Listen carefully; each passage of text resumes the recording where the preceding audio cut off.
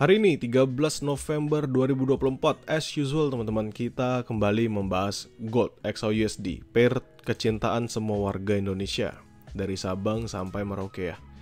Now, balik ke daily seperti biasa, kita ngomongin di daily terlebih dahulu.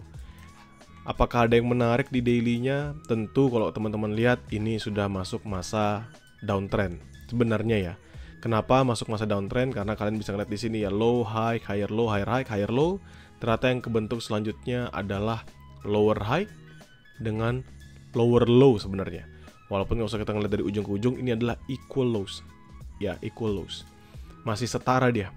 Masih setara. Dan mungkin menurut saya, pergerakannya dia akan bertambah ketika nanti rilis data CPI. If CPI-nya good news, atau misalnya bad news, saya nggak tahu. Mungkin kemungkinan paling besar adalah tendensi market untuk mendorong ke bawah lebih dalam tuh terbuka lebar. Walaupun seandainya nanti dia rebound, misalnya dia rebound di sini ke atas, ini juga masih belum merubah kondisi apapun. Dia balik ke 2691 pun juga masih belum merubah kondisi apapun ya. Kenapa? Ya karena masih hanya akan mengconfirm untuk pembentukan market structure penurunannya dia. Nah, inilah patokan kita, what will happen. Dan kalau teman-teman lihat kemarin, ini close-nya di 2598, artinya dia close sudah di bawah ya, di bawah dari candlestick atau di bawah dari support atau demand ya, demand daily-nya. Dan kalau kalian lihat di kondisi saat ini, dia ada di harga 2611. Tetap walaupun dia bullish kembali dari 2598 sekarang di 2611, yang saya perhatikan adalah ini masih tetap dalam fasenya dia sudah bearish. Jadi teman-teman mungkin bisa full fokus dulu, looking for sell, ya kita lebih banyak untuk mencari sell-nya, sampai nanti memang ada perubahan di dalam market. Tapi selama nggak ada perubahan di dalam market, itu only for selling position. Jadi sell position kita bisa sell continuation, atau kalau misalnya kita mau nge-buy, only buy for scalping, atau buy-nya yang nggak bisa ditahan-tahan yang terlalu lama lah. Buy on retracement aja. Itu adalah cara terbaik yang bisa kita lakukan. Ya, kenapa? Karena ini sudah big movement. Ya, big movement. Dari sebelum-sebelumnya kan dia up, drop, di sini kan bentuknya sideways. Di sini juga sama up, drop pun juga bentuknya masih sideways, ya kan? Masih bentuknya sideways. Up dan kondisi sekarang memang sih secara besarnya pembentukannya sih still sideways kalau teman-teman lihat di sini, up, drop masih ketahan di equal lows. Cuman dropnya ini lumayan berbeda dan kita kan harus nunggu next pembentukannya. Jadi selama dia nggak balik lagi di area 2700-an, maka still ini adalah yang saya sebut sebagai bearish momentum. Potensial dia close sampai ke bawah, turun ke 2580, turun ke 2550, itu terbuka lebar.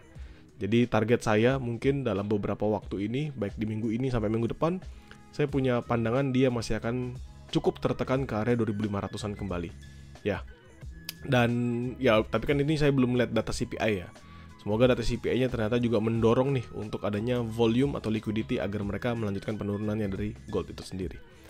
Now, kita balik ke Wanda. Seperti biasa, kita ngomongin H4 naked chart.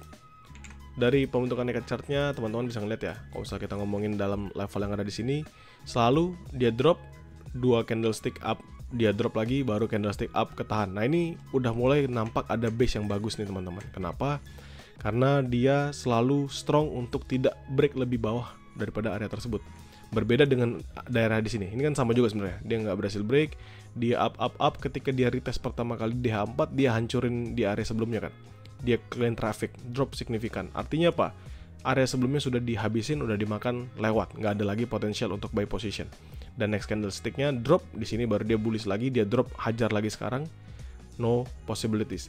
Nah, saat ini kita juga menunggu nih potensial dia drop dulu. Kenapa? Ya kita berharap bisa makan area-area di bawahnya di 2590-an ini. Tujuannya adalah yaitu salah satu area buy yang bisa kita manfaatkan aja sih. Untuk apa? Untuk mencari bullish momentum. Namun jika tidak berhasil, misalnya kita gagal nih, misalnya dia memang clean traffic, ya maka seperti biasa sell continuation.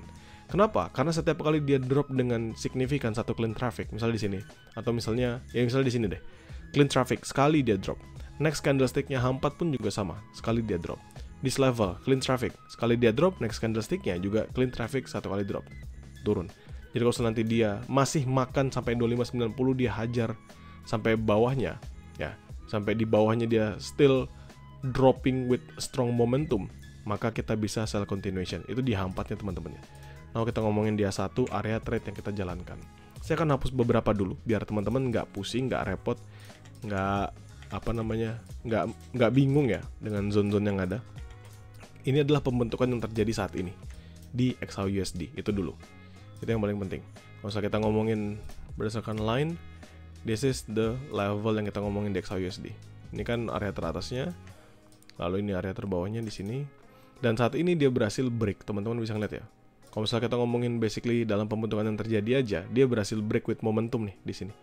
Dan kita berharap akan ada retracement dulu untuk nanti dia melanjutkan penguatannya. Nah, retracementnya di mana? Ini kita bisa ngeliat kok ada order block yang ketahan di sini. Nanti teman-teman akan dapat memperhatikan area tersebut. Nah, sebelum ke sana, kita ngomongin area sell positionnya dulu. Ya, area sell positionnya dulu. Ini kan secara tren kalau misalnya kita ngomongin penurunannya ya. Tapi kalau kita ngomongin secara sideways momentumnya aja, kan ini kan dia drop baru bikin base lagi. Jadi kita ambil paling atas sampai area paling bawahnya. Lebar teman-teman ini di 2627 paling atasnya, di bawahnya ini ada di 2591, 2589 untuk areanya aja. Tapi kalau misalnya kita hanya kecilkan sesuai dengan pembentukan yang terjadi saat ini aja, area teratasnya di 2616, terbawahnya ada di 2589. Hanya di saat ini aja. Ya, teman-teman bisa perhatikan, hanya di area ini aja. Kita nggak usah bawa area yang lebih atasnya. Now, kita akan tarik Fibo retracement. Kita ambil dari base yang sebelumnya ada. Saya ambil dari swing high-nya dulu aja, tarik sampai paling bawah. 618-nya itu ada di 2643 di level ini. 2643. Jadi masih jauh ya. Cuman kalau misalnya kita literally ngambil hanya dari sebatas pembentukan yang terjadi di hari kemarin aja. Jadi semenjak Selasa, ini Senin, Selasa, kita tarik dan kita ambil paling bawahnya. Maka teman-teman bisa mendapatkan area 618-nya itu. Di berapakah area 618-nya itu? Ini saya lebarin dikit biar teman-teman bisa kebaca. 618-nya ada di 2613. Yang artinya sebenarnya sih dari tadi dia berusaha untuk nge-retest terus tuh teman-teman. Ya, berusaha untuk nge-retest 2613 sampai ke 2616. Ya, area retest yang dari tadi bolak-balik dia usahakan untuk berhasil break. Yang ternyata dia nggak break-break. Oke, artinya apa? Kalau misalnya kita ngeliat area tersebut, maka ini adalah sell position atau sell zone yang paling dekat. Yang paling dekat saya bilang ya. Yang paling dekat. Walaupun kalau misalnya kalian lihat ini sudah dimitigated. Ini sudah mereka mitigasi. Kenapa dibilang mitigasi? Karena dia turun signifikan with one momentum, tapi dua candlestick ini mitigasi pembentukan sebelumnya. Ya, ini dia mitigasi pembentukan sebelumnya. Namun kita bisa manfaatkan area tersebut sebagai area sell for scalping only. Jadi area sell for scalping only itu tipis 2613 sampai ke 2616 dan bolak-balik aja teman-teman. Jangan di hold, teman-teman dapat 10-15 pips cukup. Itu sell for scalping only. Buy-nya di mana? Tentu kalau misalnya kita mau nge-buy adalah area di bawah ini teman-teman. Ya. Ini adalah area ketika dia tertahan, ini kan sebelum dia bullish momentum nih, teman-teman perhatikan. Dia tertahan, nggak ada perubahan, lalu satu candlestick jam 8 pagi hajar naik ke atas. Maka kita bisa patok, kalau misalnya saya ubah jadi line chart, teman-teman akan melihat pembentukannya itu tertahan dalam zone yang sama atau area yang sama. Di sini paling rendah 2598. Ya, 2598 ini adalah area paling rendahnya dia. Walaupun ini ada satu sendiri ada di 2597.4, tapi at least semuanya yang ada di sini itu semuanya tertahan di 2598. Ya, di 2598. Artinya apa? Kita bisa manfaatkan buy position 2598, 2596 dengan catatan sederhana, 2598-nya nggak di break. Ya. Jadi itu adalah buy high risk pertama. 2598, 2596 selama 2598-nya nggak di breakout. Teman-teman bisa manfaatkan area tersebut. Gunanya buat apa ya? Tentu adalah karena memanfaatkan order block sebelumnya. Ya, jadi ada order block sebelumnya yang bisa kita manfaatkan untuk area entry dan kita buy di area sana untuk melanjutkan bullish movement-nya. 2598. Pun kalau misalnya mau lebih tinggi sedikit 2599, 2597 sebenarnya nggak masalah. Yang penting 2598-nya aja, patokan kita hanya satu, 2598-nya nggak di breakout. Kenapa? Karena ingat teman-teman, ketika dia berhasil break sekali aja, sama seperti pembentukan sebelumnya di sini. Ini kan kemarin kan kita lihat bahwa base paling bawahnya atau area terbawahnya kan 2612. Dia break satu momentum candle, what happened? Yang terjadi adalah, kalau misalnya dia di sini, dia break kayak sekali. Drop signifikan satu candlestick momentum, the next thing that will happen adalah masih melanjutkan penurunannya. Ya, itu yang akan kita hindari. Makanya 2598 ini patokan sedikit yang bisa kita lihat. Dan apakah ada area-area buy lain yang terdekat? Nanti dulu. Jadi menurut saya sell tentu scalping paling dekat area tadi 2613, 2616, tapi manfaatkan basically only for scalping. Teman-teman dapat 10-15 pips, misalnya dia nge-collect seluruh zone kalian, terus dia drop lagi ke 2613, kalian clearance aja, 2613, 14, 15 kalian clearance. Kenapa? Karena only for scalping, kita hanya bisa pegang 16-nya aja. Kalau misalnya, tapi saya maunya yang lebih aman, saya maunya yang lebih nyaman buat saya untuk entry, tentu di 2624, 2627. Dengan patokan 2624-nya nggak di break di sini. Kenapa? Ya tentu karena ini adalah order block yang belum dimitigasi ya. Dia up, drop, nggak dimitigasi, jadi big potential ini supply zone yang baik agar kita bisa manfaatkan trade-nya di sebelah sana. Jadi kalau saya bisa bulatin, ini 2624, naikin sampai 2626.708. Sebenarnya kan 2627 aja kalau saya bulatin itu. Ya, ini adalah kondisi yang terbaik. Terus bagaimana? Seandainya dia berhasil break, teman-teman tuh sebenarnya perhatikannya nanti aja sih. Di London session tuh pasti akan kelihatan kok. Kalau misalnya dia berhasil break pertama di sini nih, supply yang ini, maka big potential dia pasti akan melanjutkan ke atas ini kan. Nah ini nanti paling kita dapat profit sedikit sambil nunggu nih. Kalau nanti dia drop signifikan ya tentu profit kita makin besar. Kalau dia up maka ini sudah melanjutkan untuk bullishnya kembali di H1 ya. Belum berarti dia akan bullish with a strong momentum. Maksudnya yang belum berarti dia akan berubah. Oh ini sudah bullish kembali, artinya sudah masuk bullish lagi ya kayaknya. Sudah bakal ATH lagi ya? Belum. Ya belum sampai sejauh itu. Namun yang kita bisa perhatikan apa? Yang kita bisa perhatikan adalah area-area di atasnya lagi untuk kita bisa manfaatkan. Nah kalau misalnya kalian ngomongin di manakah order selanjutannya atau supply selanjutannya, kita tunggu area yang lebih atas ini untuk menjadi area trade selanjutnya buat kita.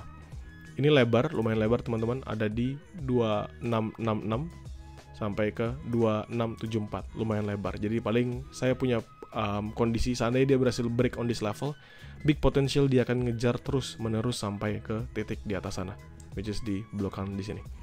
Big potential. Walaupun di sini banyak gap ya, ini termasuk fair value gap nih. Di tengah ini nih, kalau kalian lihat ini ada fair value gap besar banget. Ya, ini ada fair value gap yang besar banget. Jadi big movement, kalau misalnya dia berhasil break 2624, maka lanjut bisa sampai ke 2630-an, 2635, 2638.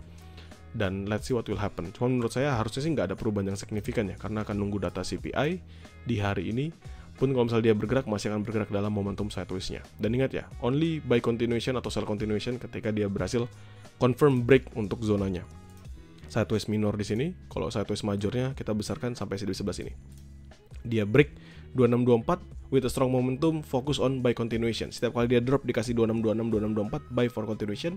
At least kita bisa nyampe ke 2630-an, 2640-an. Dan sama kondisinya ketika dia break di bawah 2590, sell for continuation bisa nyentuh ke 2580-an. Begitu.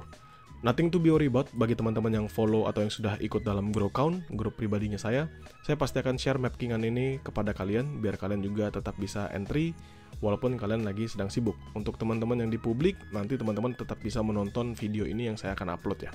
So, sekali lagi saya jelaskan, where is my buy position? Tentu 2598 sampai 2596 itu buy position saya, yang paling dekat buy high risk.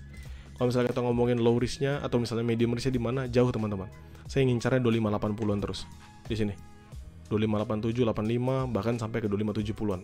Jadi mungkin kalau nanti dia ngehit 2580 itu saya pasti akan buy lagi di area sebelah sana. Di kisaran 2580-an. Dan kalau misalnya ngomongin sell, tentu sudah saya bagi sellnya. Ini sell scalping paling deket.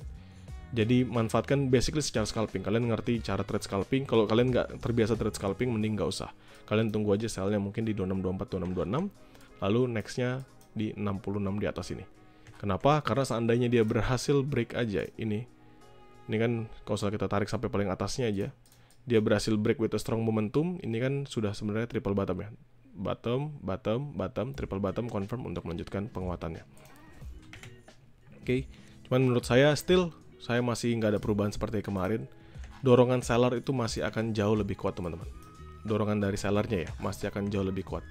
Karena apa? Karena dia butuh untuk nge-closing sampai di atas 2626 untuk bisa bullish momentum. Kalau enggak ya akan drop kembali membentuk base sideways yang sama seperti saat ini. Dan teman-teman akan lihat sideways ini akan selama di sini juga nih. Drop ini dari Jumat tanggal 1 ini sampai hari Rabunya. Berarti perjalanannya 3 hari lebih, 4 hari malah. Sedangkan ini adalah dari Selasa baru sampai Rabu. Berarti kan ini baru perjalanan 2 hari hitungannya kita. 1 hari malah, Selasa sampai Rabu aja. Jadi ini adalah perjalanan 1 hari. So, let's see what will happen. Apakah dia akan masih bergerak dalam sideways atau mungkin dia akan breakout untuk bullish makan sampai ke 74. If not, maka kita bisa ngeliat penurunannya sampai ke 2580, 2575, 2570. Let's see what will happen with the market. Teman-teman, sesuaikan lagi dengan trade yang kalian jalankan. Jadikan mapping ini sebagai referensi kalian ketika kalian trade ya. Kalian tetap harus menyesuaikan lagi dengan metode-metode yang sudah kalian terapkan sendiri. Thank you.